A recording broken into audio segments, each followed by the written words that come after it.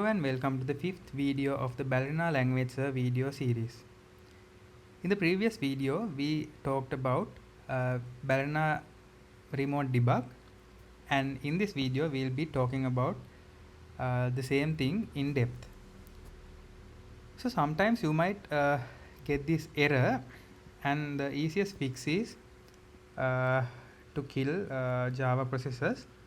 So we can try to kill this, but if it's so seems like it's working. So let's open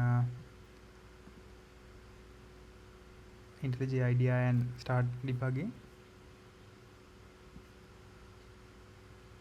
Okay, so it's working now, and let's go a little bit deep into this completions. So here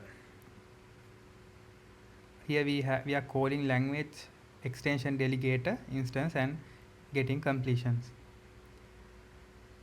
So if you see here, there are two completion extensions which are called Ballerina Toml completion and Ballerina completion extension. So this Ballerina Toml completion extension is for the completions of these Toml files, and the other extension is for bal files. So for the first iteration of this for loop, we are not adding any completions, and as you can see here, we are can see this extension is calling execute method, and here you can see parameters such as completion params, completion context, language server context, and all. I'll explain these later in the video series, and for now let's go on about completions in a high level. So we are creating this Ballerina completion context here, and then we are getting completions from completion util. So for Ballerina features, the language server features, we have these util files. So for an example, for hover feature, we have hover util, and for code action files, we have code action util, and so on. So this is the completion util, and let's go inside that. And as you can see, so there is this context we create for completions. It's called Ballerina completion context, and in this context it contains details about, so for an example here, what is the line position and column, and then what is the node at cursor, and yeah, the details about that position we are requesting completions is recorded here inside the context.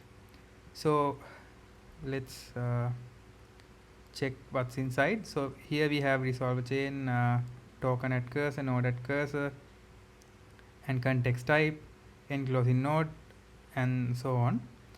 So here in the second line, as you can see, what it does is it is filling some information about the context.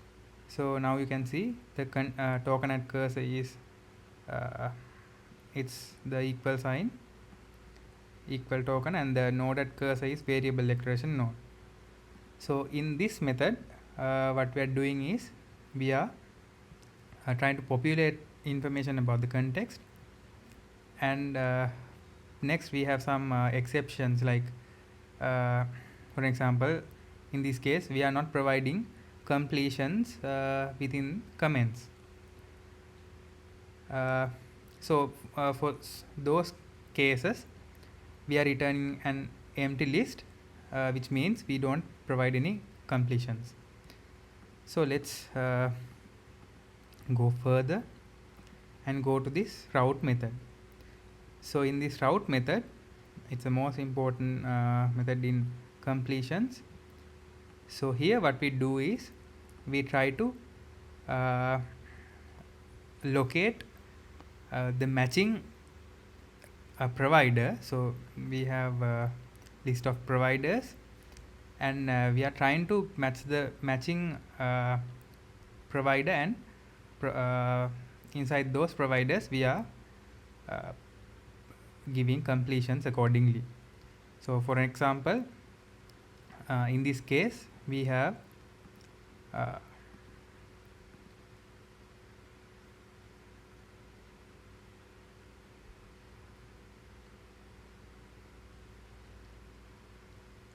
so here in the context we have the noded cursor as variable declaration node, and these are the list of providers we have in Ballerina language server. So as you can see, we have uh, if else statement node context for the syntax tree node if else statement node. Likewise, we have providers for almost all the syntax tree nodes, but there can be some exceptions. Okay, so if you go to completion folder and providers and context, you can see all the providers we have in language server. So let's see whether we have a our noded cursor is this node is the noded cursor. So as you can see, if we go to the previous method where this route method is called, we are providing this noded cursor as a parameter, and this node is the noded cursor. So what we are trying to do is we are trying to match the provider according to the noded cursor. So if we go down and check, we can see there is a variable declaration node context.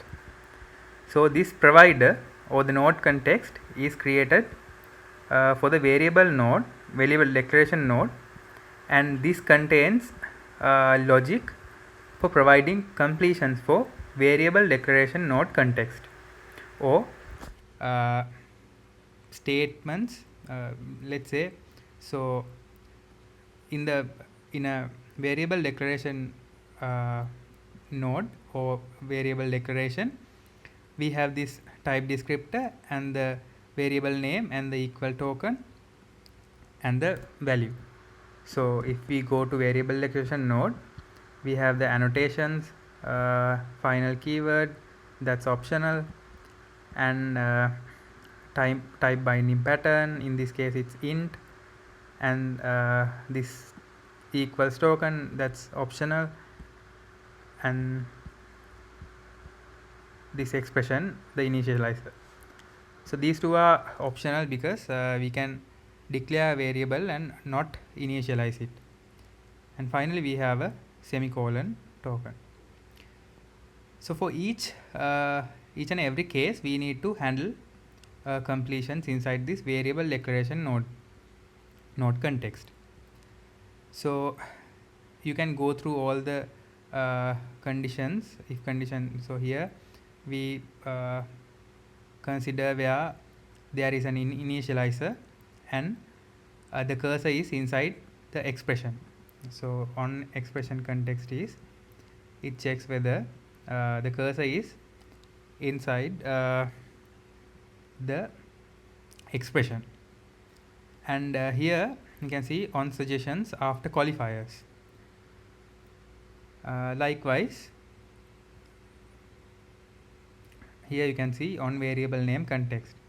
So if the cursor is on the variable name context, we are not providing any completions.